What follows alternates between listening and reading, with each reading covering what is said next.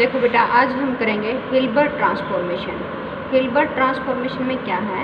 The finite Hilbert transform of the function g5 of a function g5। ये कहता है कि एक g5 फंक्शन है, उसका हिल्बर्ट ट्रांसफॉर्मेशन हम कैसे डिफाइन करेंगे? इस फॉर्मूले से डिफाइन करेंगे। क्लियर? ये जो फंक्शन है, इस फंक्शन को हम क्या कहेंगे कि ये हिल्बर्ट ट्रांसफॉर्मेशन है किसकी? g5 की। ये हिल्बर्ट ट्रांसफॉर्मेशन है किसकी? g5 की। क्लियर? H फॉर हिल्बर्ट और g5 मतलब कि g5 की हिल्बर्ट ट्रांसफॉर्मेशन इस इक्वेशन से डिफाइंड होगी। समझ आ गया? इस इक्वेशन को अच्छे से देख लेना। फिर ये कहता है कि the inverse Hilbert transformation is given by, यदि हम इसका इनवर्स हिल्बर्ट ट्रांसफॉर्मेशन निकालें, देखो हिल्बर्ट ट्रांसफॉर्मेशन ऑफ दिस, और यदि h को इधर ले जाएंगे तो h इनवर्स हो जाएगा, तो इधर g5 बचेगा। तो ये क्या होगा? जी थीटा में कन्वर्ट कर लिया इसने, इसको थीटा में डिफाइन करवा लिया। तो ये कहता है कि जी थीटा क्या है? इनवर्स हिल्बर्ट ट्रांसफॉर्मेशन है। इस g5 का इनवर्स हिल्बर्ट ट्रांसफॉर्मेशन है, और वो किससे डिफाइंड होगा? इस फॉर्मूले से डिफाइंड होगा।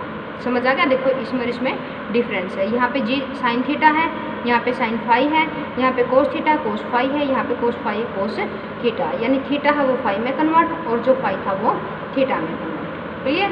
समझ आ गया? यहाँ पे एफ थीटा था, यहाँ पे एफ फाई है, और इसी तरह यहाँ पे प्लस में होकर क्या आएगा? 0 to पाई 1/पाई g5 d5। तो ये जी थीटा ऐसे डिफाइंड है। What is G theta? G theta is inverse Hilbert transformation, और what is F theta? F theta is Hilbert transformation of g5। Clear हुआ? ये दो इक्वेशन क्या है? ये तो है हिल्बर्ट ट्रांसफॉर्मेशन, और ये क्या है? Inverse Hilbert transformation. और इसको हम क्या किससे डिनोट करेंगे? Inverse Hilbert transformation of H inverse G of phi. The equation number 1 and 2 are the first form of Hilbert transformation. ये कहता है कि जो फर्स्ट और सेकंड इक्वेशन अभी हमने पीछे पढ़ी हैं, ये first form of Hilbert transformation है और inverse of the function g5। It is clear from first कि f ऑफ माइनस का theta is equal to minus का f ऑफ थीटा, इसका मतलब कि ये फंक्शन ओड है, और g ऑफ माइनस का theta is equal to g theta, इसका मतलब कि ये फंक्शन इवन है। देखो कैसे? f ऑफ माइनस का थीटा यहाँ पे, f ऑफ माइनस का थीटा, तो माइनस का थीटा यहाँ पे, माइनस का थीटा यहाँ पे, तो साइन माइनस थीटा माइनस बाहर, यहाँ पे बाहर नहीं आएगा, और माइनस बाहर आते ही तो ये जो फंक्शन बचेगा वो दोबारा एफ थीटा बच गया। तो एफ ऑफ माइनस का थीटा से क्या आ जाएगा? माइनस बाहर आ जाएगा। लेकिन कोस में क्या होगा? जी ऑफ माइनस का थीटा, तो यहाँ पे कोस ऑफ माइनस का थीटा ये प्लस में ही होता है, बाकी कहीं चेंज आ ही नहीं का, तो देयरफॉर जी ऑफ माइनस का theta is equal to G theta होगा। आप ये फर्स्ट और सेकंड इक्वेशन से चेक कर लेना, तो ये इक्वेशन सेटिस्फाई होती हैं। लेट अस अब ये कहता है कि हमने पुट कर लिया कि माइनस का एफ ऑफ थीटा को f1 थीटा पुट कर लिया, माइनस का एफ थीटा को क्या पुट कर दिया? f1 थीटा, और f1 माइनस का थीटा इज इक्वल टू कितना है? देखो यहाँ से देखो माइनस का एफ ऑफ, देखो यहाँ से थीटा को माइनस थीटा पुट कर लो, यहाँ से थीटा को माइनस थीटा पुट कर लो, तो f1 माइनस का theta is equal to minus of F of minus का थीटा, माइनस फिर बाहर कॉमन, माइनस माइनस फिर क्या बन गया? प्लस। क्लियर? इसको इक्वेशन नंबर 4 बोल दिया, इसको इक्वेशन नंबर 3 बोल दिया, इसको इक्वेशन नंबर 5 बोल दिया। अब ये कहता है कि यूजिंग 5 in 4, ये कहता है कि 5 को 4 के अंदर यूज करो। 5 को 4 के अंदर अगर हम यूज करेंगे तो एफ ऑफ थीटा की वैल्यू यहाँ पे कितनी है?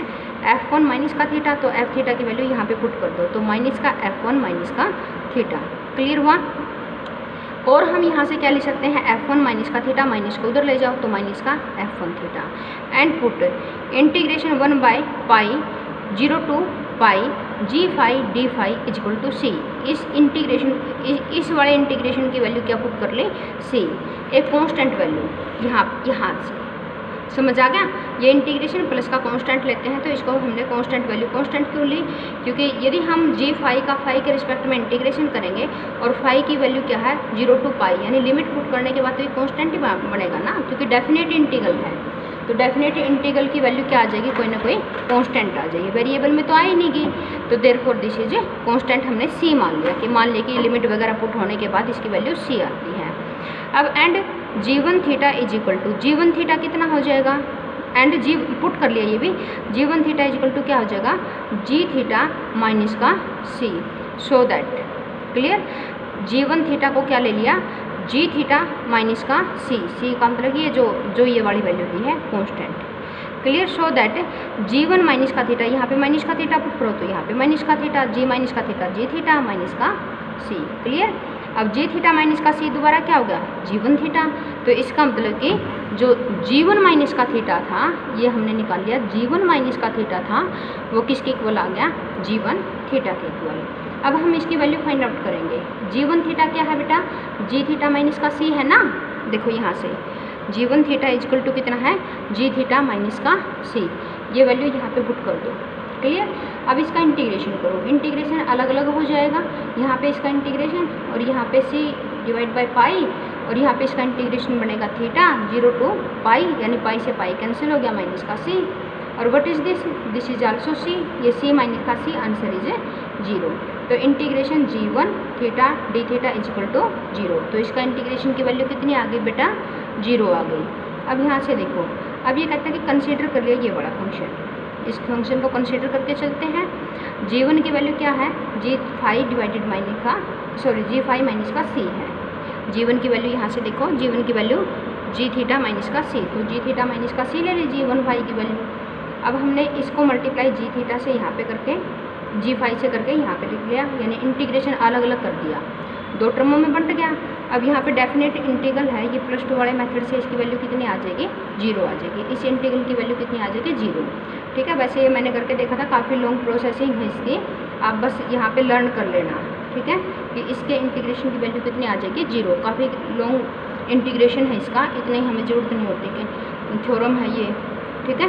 तो इसकी वैल्यू 0 आ जाएगी, C इंटू में 0, तो ये कितना आ जाएगा माइनस का f ऑफ थीटा। क्लियर।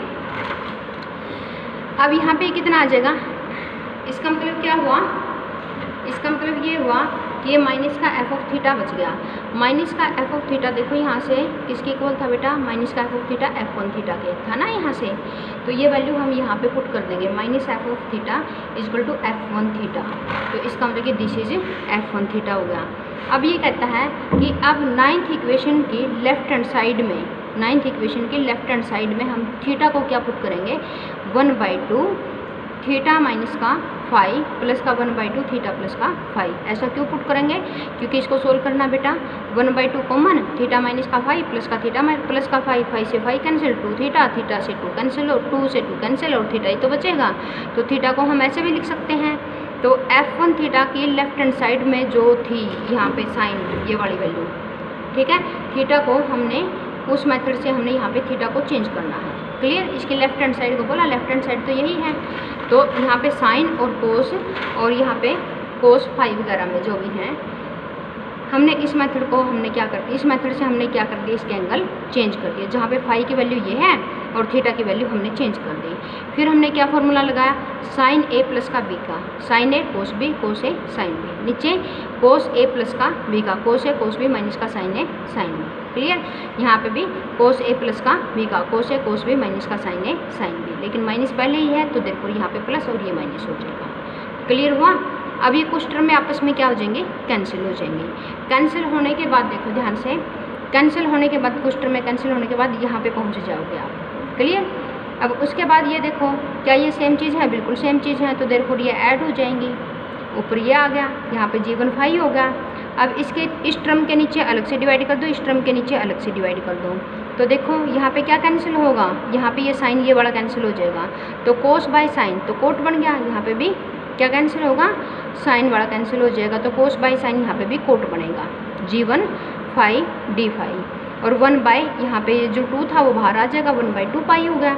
और उसके बाद ये आ गया। अब इंटीग्रेशन अलग अलग कर देंगे हम। In the first integral of 10, इस फर्स्ट इंटीग्रल के अंदर replacing phi is replacing by minus का फाई एंड यूजिंग 7। ये कहता है कि फाई को अगर हम माइनस का फाई से रिप्लेस कर दें किसके अंदर, इक्वेशन नंबर 10 में, फाई को अगर हम माइनस का फाई से रिप्लेस कर दें तो f1 theta is equal to किसके इक्वल आ जाएगा बेटा, यहाँ पे फाई को माइनस फाई के इक्वल पुट करके देखना। ठीक है। फर्स्ट इंटीग्रल के अंदर तो फाई को माइनस फाई के इक्वल पुट करेंगे अगर हम, तो ये क्या होगा, ये इंटीग्रल सेम बन जाएगा। क्लियर, अकॉर्डिंग टू लिमिट भी चेंज हो जाएंगे। हम पुट कर सकते हैं ना, पुट करते हैं हम जैसे कि, तो इसी तरह हम रिप्लेस भी कर सकते हैं, कोई फ़र्क नहीं पड़ता। क्यों फ़र्क नहीं पड़ता? क्योंकि डेफिनेट इंटीग्रल है। सोच के देखो, यदि आपके पास डेफिनेट इंटीग्रल है तो अंदर हम x को y या y को x पूरे वेरिएबल को चेंज कर सकते हैं, कोई फ़र्क नहीं पड़ता। तो फाई को अगर हम माइनस का फाई लेंगे यहाँ पे, तो ये दोनों चीज़ें क्या हो जाएंगी? सेम हो जाएंगी। सेम हो जाएंगे ना। एक सेकंड रुको। हाँ बेटा, चेंज हो जाएंगे, लेकिन यहाँ पे लिमिट हो जाएगी माइनस का पाई टू 0। क्लियर, लिमिट हो जाएगी माइनस का पाई टू 0। अब माइनस का पाई टू 0 और 0 टू पाई फंक्शन सेम है, तो देयरफॉर वो फॉर्मूला से हम कंबाइन कर देंगे इन दोनों इंटीग्रेशन को। कौन से फॉर्मूला से? यदि आपके पास दो इंटीग्रेशन है और लिमिट है a to b, b to c, तो a टू c लिख लेते हैं ना, तो minus pi to pi limit हो जाएगी। देखो यहाँ से माइनस पाई टू पाई, क्योंकि दोनों इंटीग्रेशन को हमने यहाँ पे फाई को माइनस फाई से रिप्लेस करके कंबाइन कर दिया। कंबाइन करने के बाद ऐसा आ गया। अब ये कहता है similarly by starting with 2 applying the same step as above we have. ये कहता है कि इसी तरह हम सेकंड से स्टार्ट करेंगे, सेकंड इक्वेशन से स्टार्ट करेंगे और इसी टाइप से हम इसको सोल्व करेंगे सेकंड इक्वेशन को। ये अभी हमने कौन सी इक्वेशन सोल्व की है? फर्स्ट की है ना। इसी तरह ये कहता है कि हम सेकंड को भी इसी तरीके से सोल्व करेंगे और सेकंड को भी इसी तरीके से सोल्व करके आपके पास ये वैल्यू आएगी। ठीक है, करना चाहो तो कर लेना, अदरवाइज जरूरत नहीं, क्योंकि थ्योरम ऑलरेडी बहुत लंबी है, तो आप सीधा लिख सकते हो कि ऐसे आ जाएगा।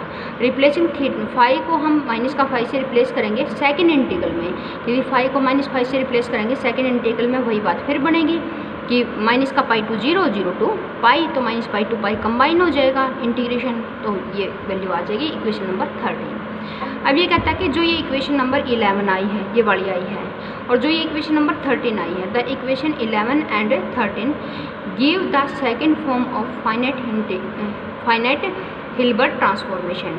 ये कहता है कि 11 और 13 आपके पास क्या है? सेकंड फॉर्म है किसकी? फाइनाइट हिल्बर्ट ट्रांसफॉर्मेशन की। These transformation are also called the Hilbert transformation pair. इन ट्रांसफॉर्मेशन को हम हिल्बर्ट ट्रांसफॉर्मेशन पेयर भी बोलते हैं, क्योंकि पेयर में होगी ना, दो हो गई, F1 और G1। क्लियर हुआ? F1 और G1, ये हिल्बर्ट ट्रांसफॉर्मेशन है।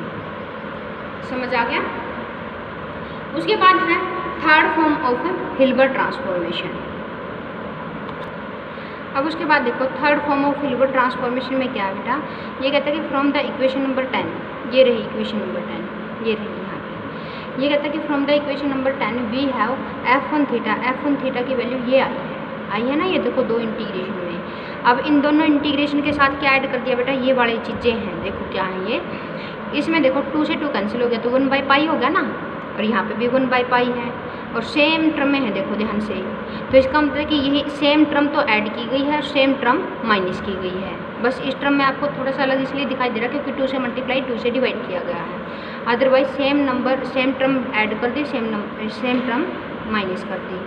अब ये डबल हो गई, देखो ये 1/2 पाई, यहाँ पे 1/2 पाई, यहाँ पे ये 2/2 पाई है। इसका मतलब कि ये दो इंटीग्रेशन है इसी टाइप के, जिनका कोफिशिएंट 1/2 पाई है, ये दो इंटीग्रेशन है। तो एक इंटीग्रेशन तो अटैच कर दिया इसके साथ और एक इंटीग्रेशन अटैच कर दिया इसके साथ, और ये एज इट इज रखा। क्लियर हुई बात?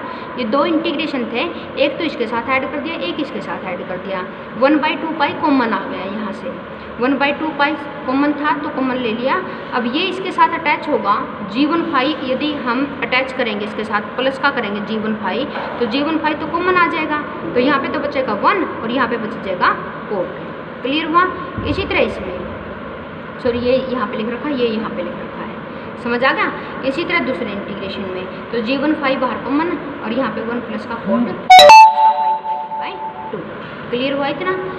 उसके बाद ये चीज़ एज इट इज लिख रखी है। In the inverse Hilbert transformation is given by, ये कहता है कि इनवर्स हिल्बर्ट ट्रांसफॉर्मेशन कैसे गिवन है?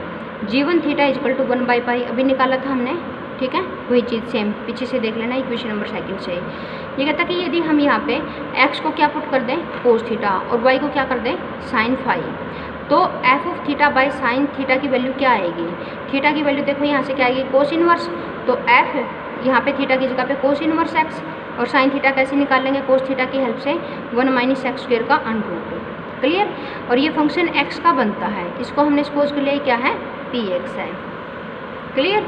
Also dy is equal to, dy मतलब डेरिवेटिव, यहाँ से डेरिवेटिव करो dy आ गया, और यहाँ पे डेरिवेटिव करेंगे माइनस का साइन फाई डी फाई आ गया। फिर फाई की क्या क्या लिमिट है, देखो यहाँ से फाई की लिमिट है 0 to पाई। तो यदि फाई की वैल्यू 0 है, अगर फाई की वैल्यू 0 है तो कोस 0 वाई की वैल्यू 1 आ जाएगी। यदि फाई की वैल्यू पाई है तो कोस पाई वाई की वैल्यू माइनस का 1 आ गई। फिर हम क्या निकाल लेंगे, sine phi G phi by sine phi. G phi, phi का मतलब यहाँ पे क्या है कोस इनवर्स फाई, और साइन फाई को वाई में अगर निकालें तो 1 माइनस का वाई स्क्वायर की पावर 1/2। और what is this, this is the function of Y, ये फंक्शन ऑफ एक्स था तो पी एक्स, इसको मान लिया Q Y. From the equation number 1 we have, अब इक्वेशन नंबर फर्स्ट से हमारे पास क्या आ जाएगा, देखो F theta by sine theta is equal to this. देखो बेटा इक्वेशन नंबर 1 इसने कौन सी इक्वेशन को बोला है, इस इक्वेशन को बोला है, ठीक है। यहाँ से साइन थीटा फाई के रिस्पेक्ट में इंटीग्रेशन करना है, तो साइन थीटा कांस्टेंट हुआ, इस कांस्टेंट को इंटीग्रेशन से बाहर लेकर के इसके नीचे ले जाओ, तो एफ थीटा बाई क्या आ जाएगा, साइन थीटा आ जाएगा ना। क्या बचेगा 1/पाई 0 to पाई, और यहाँ पे 1 बच जाएगा, यानी G phi divided by cos theta minus का कोस फाई और डी फाई। तो ये इक्वेशन इस टाइप की बनेगी। यहाँ से equation number 1 we have this, ठीक है। और यहाँ से F theta divided by sine theta, F theta divided by sine theta मतलब कि पी एक्स, तो इसकी वैल्यू क्या आ गई, पी एक्स आ गई। क्लियर, यहाँ से देखो पी एक्स, और यहाँ पे हमने सारा का सारा फाई को थीटा को जो एक्स वाई में लिया था हमने ऊपर से रिलेट करके इसको हमने इसके अंदर चेंज कर दिया। बात समझ में आई। देखो जी फाई तो as it is, 1 by cos theta क्या था, एक्स था, कोस फाई क्या था, वाई था, तो एक्स माइनस का वाई हो गया। और डी फाई क्या था, डी फाई देखो ऊपर से, डी फाई की वैल्यू कितनी थी, माइनस का D Y divided by sine phi. यहाँ से देखो डी फाई की value D Y divided by sine phi, minus में वो भी। क्लियर हुआ। उसके बाद ये नेगेटिव यहाँ पे आ गया 1/x माइनस का वाई, और यहाँ पे G phi divided by sine phi, G phi divided by sine phi is equal to Q Y, तो this divide by this is equal to Q Y. तो ये सारा का सारा फंक्शन एक्स और वाई में चेंज हो गया, पी एक्स यहाँ पे एक्स और वाई में, which is called the airfoil equation. इसको हम क्या भी कहते हैं, एयरफॉयल इक्वेशन भी कहते हैं। Similarly equation number 2 we have, इसी तरह इक्वेशन नंबर 2 में ये था, देखो यहाँ से ये था ना। अब यहाँ पे जी थीटा की वैल्यू, यहाँ से जी थीटा की वैल्यू क्या आ जाएगी, G phi sine phi Q Y. तो यदि जी थीटा होता तो यहाँ पे ये इधर जाकर के मल्टीपल हो गया, यानी यहाँ पे क्या आ जाएगा फिर इससे जी एक्स, क्योंकि वाई की जगह पे क्या आ जाएगा फिर ये एक्स आ जाएगा, ठीक है। तो क्योंकि थीटा का तो एक्स में रिलेशन था ना यहाँ से ऐसे, तो यहाँ से क्यू एक्स इंटू में साइन थीटा इजकल टू 1/पाई, और ये सारा हमने फिर ये चेंज कर लिया, मतलब कि इससे मल्टीप्लाई से डिवाइड करवा लिया क्या कि ताकि वैल्यू पुट हो सके। इसी तरह यहाँ पे साइन फाई से मल्टीप्लाई, साइन फाई से डिवाइड, और ये सारी की सारी इक्वेशन हमने एक्स वाई में जैसे कि ये चेंज की थी वैसे ही ये चेंज कर लोगे। क्यों एक्स की वैल्यू कितनी आ जाएगी फिर यहाँ पे भी वैल्यू पुट कर लेना, सारी की सारी पुट हो जाएंगे, और ये इक्वेशन एक्स वाई में आ जाएगी। ये इक्वेशन नंबर 4 है। Equation number 3 and 4 represent the 4th form of Hilbert transformation pair और 4th form of finite Hilbert transform pair. ये कहता है कि जो 3rd और 4th है ये हिल्बर्ट ट्रांसफॉर्मेशन की 4th फॉर्म है। क्लियर। नेक्स्ट डेफिनेशन है the infinite Hilbert transformation defined by. इसमें उसमें क्या डिफरेंस है बेटा, उसके अंदर देखो 0 to अल्फा था, यहाँ पे देखो 0 to पाई, सॉरी 0 to पाई था तो डेफिनेट था। यहाँ पे क्या है माइनस अल्फा टू अल्फा, तो अल्फा क्या बेटा आर्बिटरी, तो ये क्या है इनफाइनाइट तक भी जा सकता है। तो देयरफॉर ये कौन से हिल्बर्ट ट्रांसफॉर्मेशन हुई, इनफाइनाइट हिल्बर्ट ट्रांसफॉर्मेशन। और ये किस टाइप से डिफाइंड है, देखो F of S G T divide by T minus का एस। क्लियर हुआ। यहाँ पे फंक्शन भी चेंज है, और यहाँ पे G S is equal to this, ये इसकी इनवर्स ट्रांसफॉर्मेशन है, और इसको हम क्या बोलेंगे इनफाइनाइट हिल्बर्ट। अभी एग्जाम्पल करना है बेटा, देखो solve the integral equation sine of S is equal to this. इसको सोल्व करने के लिए, इस इंटीग्रल इक्वेशन को सोल्व करने के लिए यहाँ से हम कंपेयर अगर करें minus infinite to infinite G T divide by T minus का डी टी 1/पाई। देखो ये कुछ ऐसा ही है ना, देखो ध्यान से ऐसा ही है ना, बस minus infinity to infinity limit है यहाँ पे। तो देयरफॉर इसको सॉल्व करने के लिए मान लिया कि इंटीग्रल इक्वेशन कंसीडर कर ली हमने, माइनस का अल्फा टू अल्फा ई की power eta T divide by S minus का टी डी टी। और आपको ध्यान हो फर्स्ट सेमेस्टर में हमने इंटीग्रेशन सॉल्व करवाए थे मैंने कुछ क्वेश्चन से, तो उसमें एक फॉर्मूला ये भी था कि पाई आइटा को अगर हम सम ऑफ रेशियो ऑफ पोल से मल्टीप्लाई कर दें तो इस इंटीग्रेशन की वैल्यू आ जाएगी, करवाया था ना, याद हो तो ये पाई आइटा सम ऑफ रेशियो निकालो। सम ऑफ रेशियो कैसे निकालते थे, इसका पोल से पोल निकालो। पोल क्या आएगा, एस इक्वल टू टी, यानी टी अप्रोच टू एस, क्योंकि टी इक्वल टू एस आ गया ना, T equal to S pole आ गया तो रेशियो कैसे निकालते थे हम, देखो इस फॉर्मूले से कि एफ एस इंटू में एस माइनस का टी और limit T approach to S. तो व्हाट इज एफ एस को यहाँ से कंपेयर करो, दिस इज एफ एस।